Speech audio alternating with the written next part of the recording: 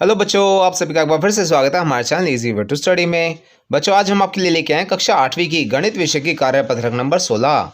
बच्चों, जैसे कि आप सभी जानते हैं, सबसे पहले यहाँ पर हमें अपना नाम लिखना होता है और नेक्स्ट फील्ड में हमें अपने कक्षा अध्यापक का नाम लिखना होता है। चलिए देखते हैं अपनी वर्कशीट। और उससे पहले बच्चों, आप सभी से एक रिक्वेस्ट है, अगर आपको हमारी वीडियोज़ पसंद आ रही हैं तो उन्हें शुरू से लास्ट तक पूरा देखें, जिससे आपको तो वर्कशीट का कंटेंट मिलेगा ही, साथ में से हमें भी फायदा होगा।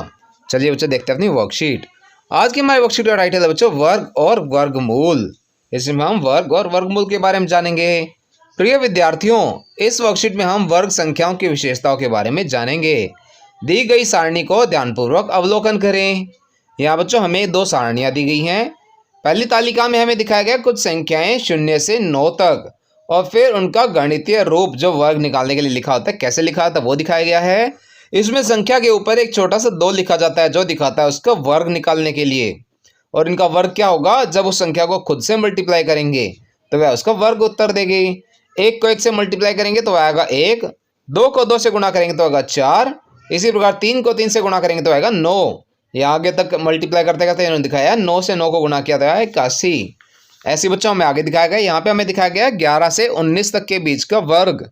11 का वर्ग दिखाया गया, फिर उसका 12 का, 13 का, 14 का, ऐसे 19 तक के वर्ग यहाँ पर दिखाए गए हैं। इसके बाद हमें बताया गया वर्ग संख्याओं की इकाई स्थान के अंक को अवलोकन करने के पश्चात हम पाते हैं कि सम संख्याओं का वर्ग सम संख्या ही होती है और विषम संख्याओं का वर्ग विषम संख्या होती है। यह पैटर्न सभी संख्याओं के लिए लागू होता है। इसके बाद बच्चों हमें एक प्रश्न दिया गया है, रिक्त स्थान को भरें। यहाँ पे हमें कुछ नंबर दिए गए हैं, कुछ संख्याएं दी गई हैं जिनका हमें वर्ग निकालना है।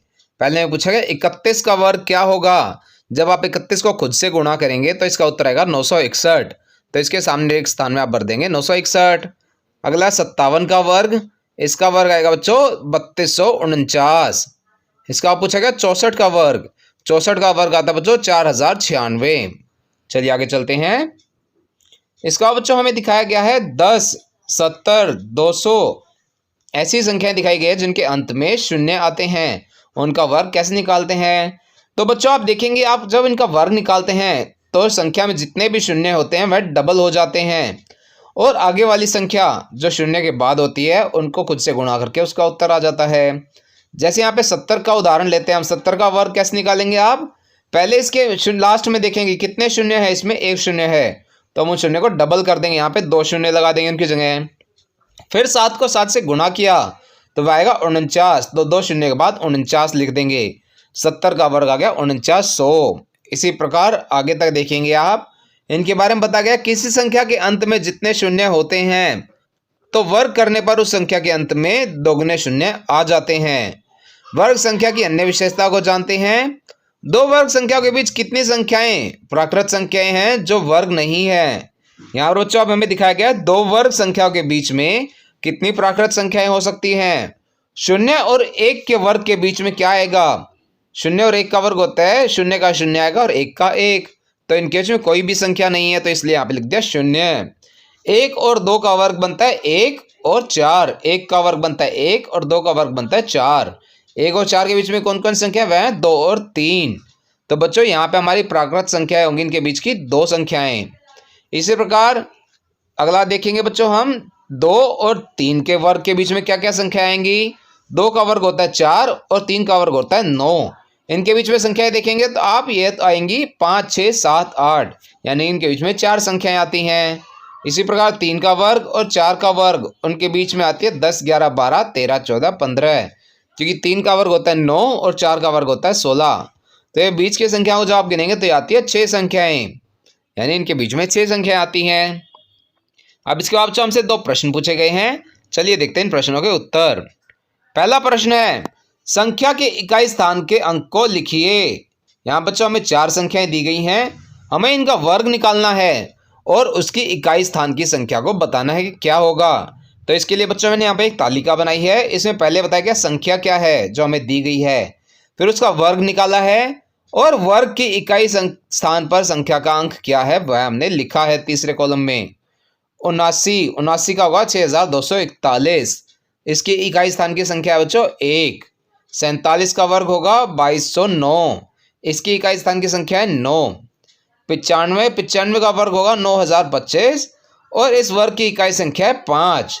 इसी प्रकार 86 का वर्ग है बच्चों 7396 और इसकी इकाई स्थान की संख्या है 6। बच्चों आपको क्या करना है, आपको इन संख्याओं के सामने जो खाली स्थान दिया गया है आपको यह जो इकाई स्थान के अंक आए हैं उस संख्या के सामने लिखना है। 69 के वर्ग की इकाई स्थान की संख्या थी 1 तो उसके सामने लिखेंगे 1। इसी प्रकार 47 के वर्ग की इकाई संख्या थी 9 तो यहाँ पे लिखेंगे आप 9। इसी प्रकार 95 के इकाई वर्ग की इकाई संख्या थी 5 तो यहाँ पे हमने 5 लिख दिया और 86 के वर्ग की इकाई संख्या थी 6 तो हमने यहाँ 6 लिख दिया। अगला प्रश्न देखते हैं।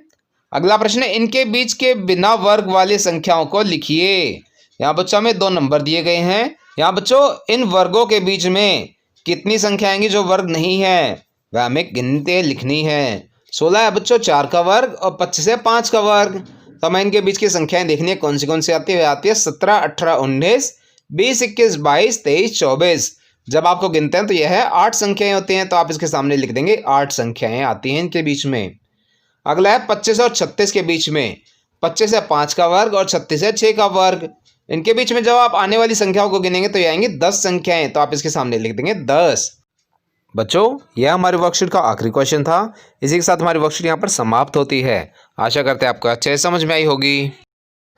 बच्चों अगर आपको हमारी वीडियो पसंद आई हो तो उसे लाइक करना और अपने फ्रेंड्स के साथ शेयर करना ना भूलें। साथ ही अगर आपका कोई क्वेश्चन है तो उसे आप कमेंट सेक्शन में ज़रूर पूछें। हम आपके क्वेश्चन को जल्द से जल्द आंसर करने की कोशिश करेंगे। और बच्चों अगर अभी तक आपने हमारा चैनल सब्सक्राइब नहीं किया है तो ऐसी ही नई नई वीडियोज़ को देखते रहने के लिए हमारे चैनल को सब्सक्राइब करें। साथ ही बेल आइकन बटन ज़रूर दबाएं जिससे हमारी कोई भी नई वीडियो आते ही आपको तुरंत नोटिफिकेशन मिल जाए। Thank you.